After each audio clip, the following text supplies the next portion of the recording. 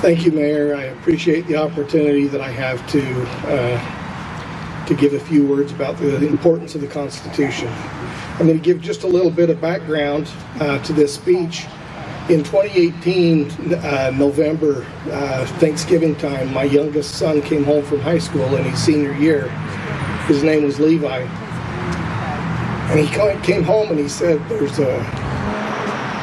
American Legion is sponsoring an essay contest, not an essay contest, an oration contest for a scholarship.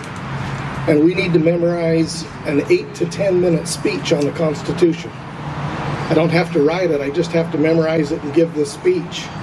And I want to do this.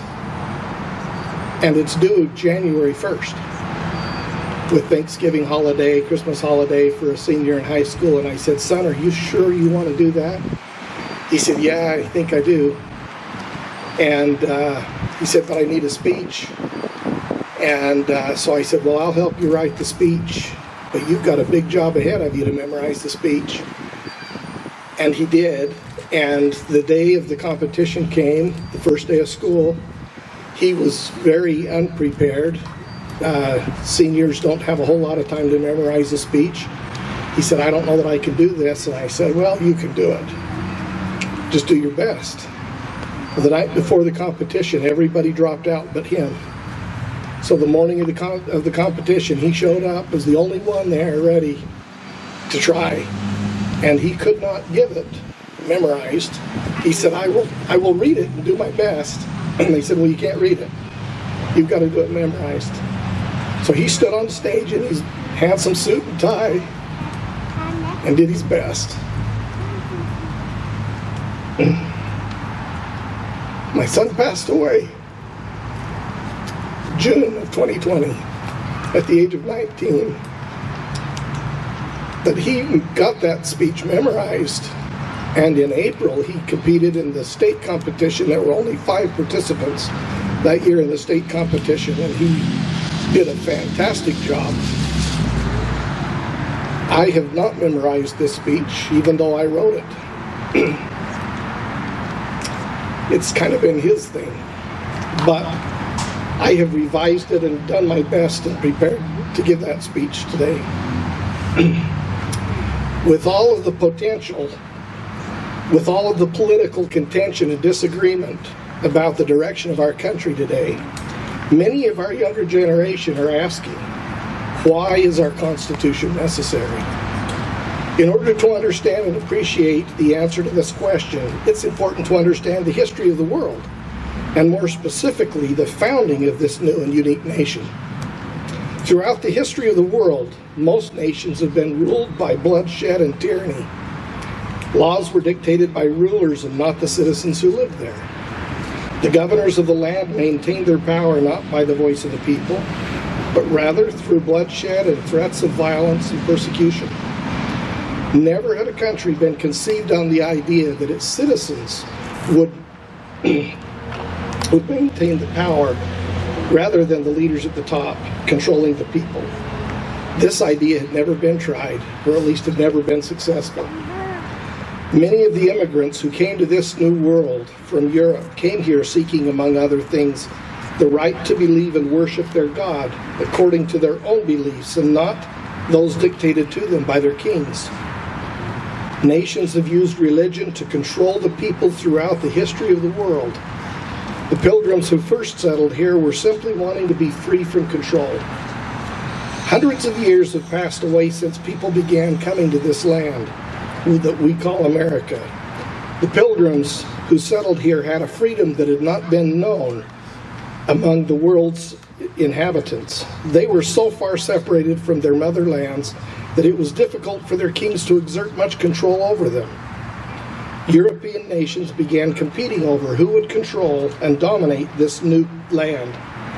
King George of England began to exercise greater and greater control and placing an ever-increasing burden of taxes on the people, creating much despair, heartache, and discontentment among the people. As discontentment grew, conflicts arose and eventually came to a head in conflicts such as one we call the Boston Tea Party. Wise men, including Thomas Jefferson, John Adams, Benjamin Franklin, and others, who were familiar with governments and war, believed that the control which was being exerted by King George must be stopped. They began to persuade the people that there was a better way to live. There arose a great battle of words and ideas where the concepts of how a people should be governed was debated. Those who were active in this debate also knew that what they were doing would be considered treason by King George. They put their lives on the line in the process of deliberating this new form of government that they desired. None of them had all of the answers in and of themselves. It was a great collaborative effort, wrought with disagreements and contention, and yet the hand of God was in the details. Many years of debate, both public and private, preceded the writing of the Declaration of Independence. The brave men who signed that document sacrificed their lives to the belief that we could govern ourselves as a free people. The most notable phrase from that great document states, "We hold these truths to be self-evident, that all men are created equal. They are endowed by their Creator with certain unalienable rights, and that among these are life, liberty, and the pursuit of happiness." The signing of the Declaration of Independence was an act of war against the Crown. That began the Revolution and the effort to win our freedom and independence from England. George Washington had been commissioned by Congress to lead their armies into battle against the British. General George Washington became a great leader because he relied heavily on the hand of God and divine providence for support, and with whom he credited the eventual victory. The Revolutionary War lasted 7 years. The odds were heavily against the colonists, and by every measure, they should have lost the war. But by miracle after miracle, they were delivered and would eventually form a new nation, founded on the footings of freedom and with the promise to serve God and to govern based on the laws and principles enshrined in the Ten Commandments. Once the war had ended, many of the colonists just wanted to be left alone. Their greatest fear was that they might once again be ruled by tyrants. The people in general did not trust any government, and many preferred utter anarchy rather than to subject themselves to the rule of law again. Those wise men who put forth the Declaration of Independence and who led the Revolution knew that there must be some form of government established or their short time of peace would fail. No people can long remain in a state without organization. The future strength of the people depended on a common rule of law and for a union of minds whereby they could be united in their economies and in their strengths, along with the ability to defend and protect themselves. These things could only be accomplished by forming a new government. 4 years had passed away. Wise men spent their time debating how this new government should be run.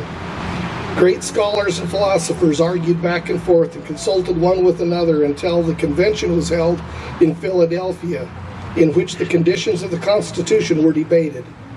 It took 4 months to get a final agreement on the wording of the Constitution.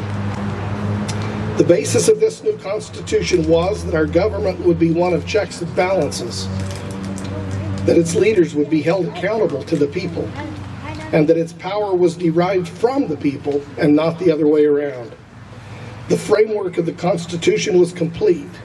However, it still lacked the mechanisms to protect us from tyranny.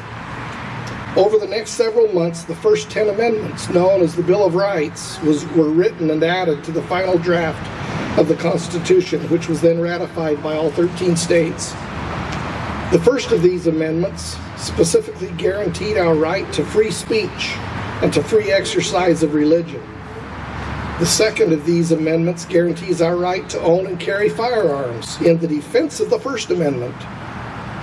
Our Constitution and the Bill of Rights is the mechanism by which we remain a free people. They are the only thing standing between us and tyranny in our own government.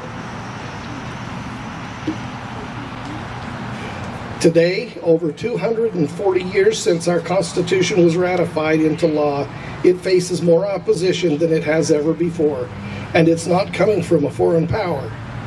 The opposition that our Constitution faces today is coming from within our own nation. It's coming from those who want us to be subject to them. The youth of today are growing up without the perspective and knowledge that their parents had growing up.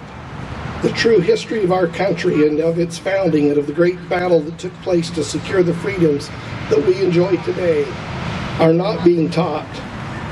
Without that perspective and knowledge, history is doomed to repeat itself.